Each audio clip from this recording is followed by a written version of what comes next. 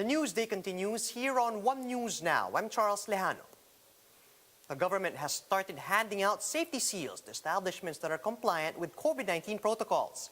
JC Cosco joins us live from Valenzuela City to give us more details. JC, how did the inspection go? Charles, the Trade and Interior Departments made rounds in several establishments in Valenzuela City to check whether they are qualified for the government's Safety Seal program.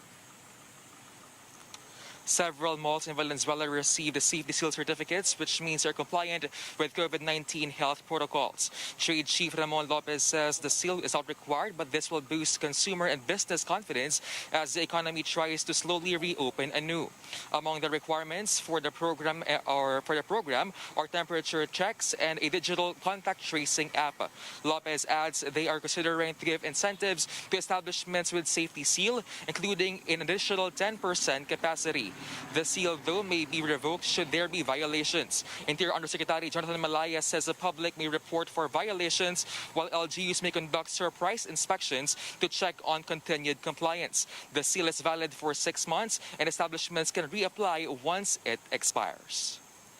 Charles, the Valenzuela City Hall is the first in NCR to receive the safety seal, while there are 36 retail establishments which are now currently under review.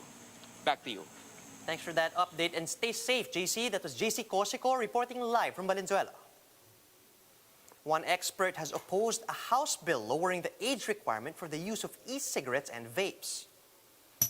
Action on Smoking and Health Philippines Executive Director Maricar Limpin told Agenda that lowering the minimum age from 21 to 18 could bring further harm to minors.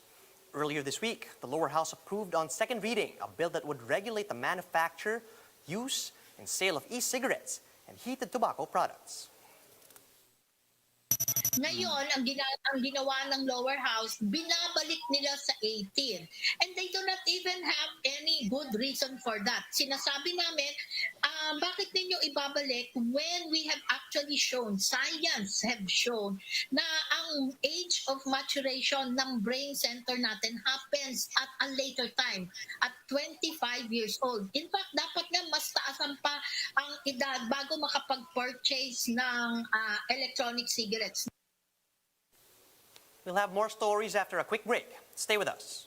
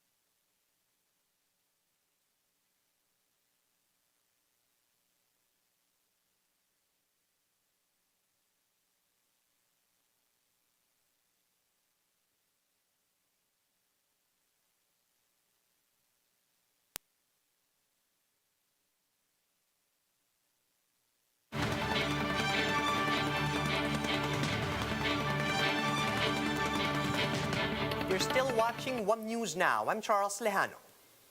The Science and Technology Department has approved 2 new research projects on COVID-19 vaccines. To discuss this in further detail, we have Undersecretary Rowena Guevara joining us live via Zoom. Good afternoon, Yusek Guevara. First off, could you tell us what these studies are all about and who are tasked to conduct these? Okay, thank you very much for the chance to tell you the good news that we approved two new studies. The first one is a study evaluating the safety and immunogenicity of mixing different COVID-19 vaccines and vaccine platforms in Filipino adults. This is going to be led by Dr. Michelle De Vera from the Philippine Society for Allergy, Asthma, and Immunology and will last for 18 months. The other project is entitled Clinical and Serologic COVID-19 Surveillance among adult individuals who have fully vaccinated against SARS-CoV-2 in the Philippines. This is going to be implemented by the University of the Philippines, Manila, and is going to be led by Dr. Regina Berba, and collaborating with the Philippine Society for Microbiology and Infectious Diseases and the local government units and the Department of Health. And it will last for 1 year. Just a brief explanation. For the first one, we would like to know if we can mix different COVID-19 vaccines and vaccine platforms, meaning to say the first dose and the second dose will be different. And we're also going to study if we can do boosters, meaning to say you have a first dose and a second dose of the same brand and platform, and then you have a booster shot or a third shot of a different brand. The other one, the second project, is basically we'd like to know how the vaccines are working on the ground in reality and as our DOH and the LGUs roll out the vaccines. Right, so Yusek Guevara, let's focus on the first project. First, I understand that there are several vaccine brands that you intend to try to mix and match. What are the specific vaccine brands that you're looking at for testing in this specific research? Bottom line is that all the vaccines that the government is procuring, meaning to say that Sinovac, that's Pfizer, that's Moderna, and also AstraZeneca and Sputnik V, they're all going to be part of the study. All right, so how does this work in relation to this, to the Food and Drug Administration's authority? Do you still need to secure certain authorizations from the FDA, and what is your specific timeline here for this first project? Of course, we need to get first the FDA approval to conduct the clinical trial for both projects. And second, we need to get the clearance from the Ethics Review Board because humans are going to be involved in this project.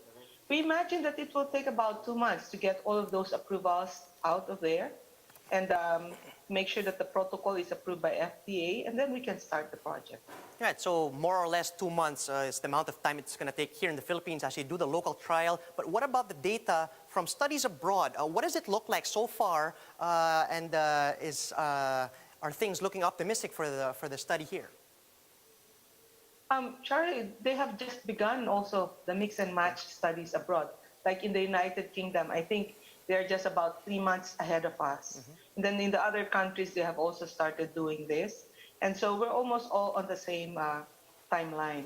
But the important thing is that for our case, we will have the Filipino ethnicity as part, intrinsic part of our projects. So we will know how it works for Filipinos. Okay, that's excellent news, Yusek. One last question before I let you go. How do you think the best case scenario would look like here for both projects? How do these studies intend to address issues on the vaccines and potentially boost the country's inoculation drive?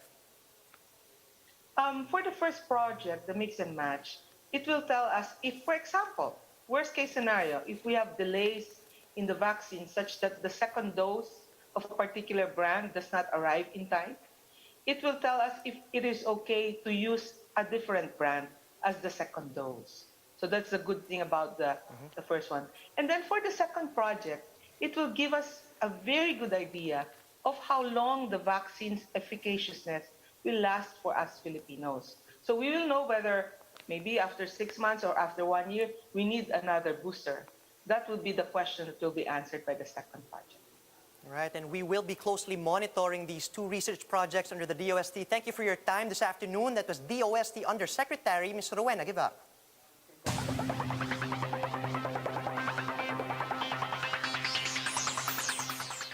The IATF has approved the priority vaccination of certain athletes. In an online forum, Philippine Olympic Committee President Bambol Tolentino said an exclusive vaccination day will be held on Friday. Athletes, coaches, and other staff bound for the Tokyo Olympics and Southeast Asian Games will receive their shots at the Manila Prince Hotel.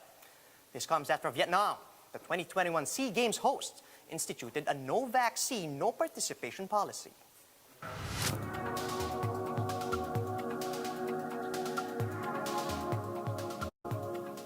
Several theaters in London have started to reopen after months of resorting to virtual plays. Let's watch this Bloomberg Quick Take.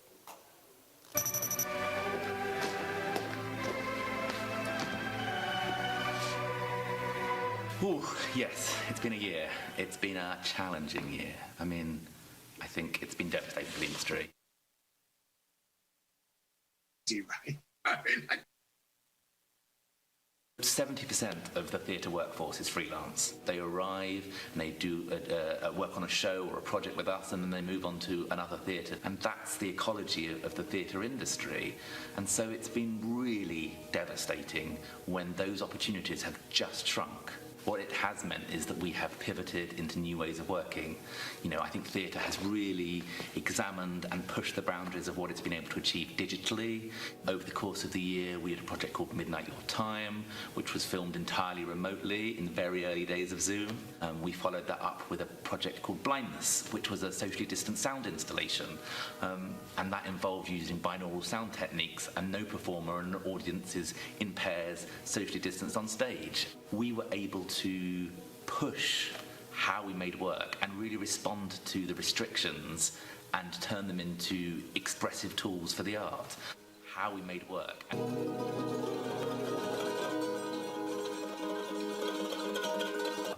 Because it's so how we made work. Because it's so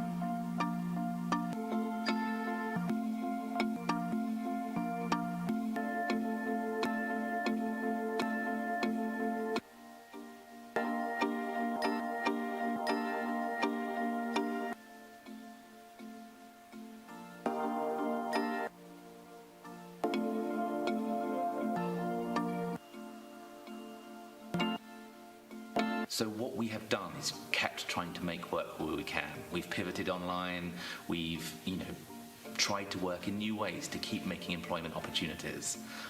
But it's been hard, and we know that reopening is going to be about helping artists get back into these spaces and taking care of them when we can. The biggest challenge of social distancing is the hit on capacity. Theatre traditionally breaks even at 70% or something like that. So if you're down at 50 or less than that, it's really hard to make the numbers stack up. Normally a theatre show would run 8 times a week. We've managed to get it up to 11 or 12 because we have 2 couples delivering half those performances for a revival of a production I directed called Constellations. We have 4 different casts so that should a couple need to isolate, there's another couple able to deliver the show. We have a couple, a senior couple, we have a gay couple, we have an interracial couple, we have a white couple, a black couple, and all these lived experiences I think will be present in the work. So that opportunity to take a COVID producing model and make it celebratory and inclusive and actually enrich our sense of the art is another example of trying to make lemonade out of lemons, basically. Shared laughter, shared tears, they're huge things, and to not have that when you are experiencing a performance through a screen or in a film, they're beautiful art forms, but they can't do what live theatre does.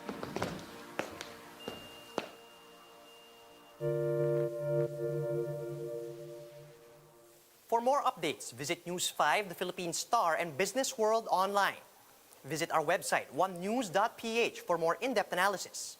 And you can also catch One News on Signal Play. Just register for free account at www.signalplay.com and stream One News live anytime, anywhere. Mask on, wash hands, and stay safe, Philippines. I'm Charles Lejano. We're One News.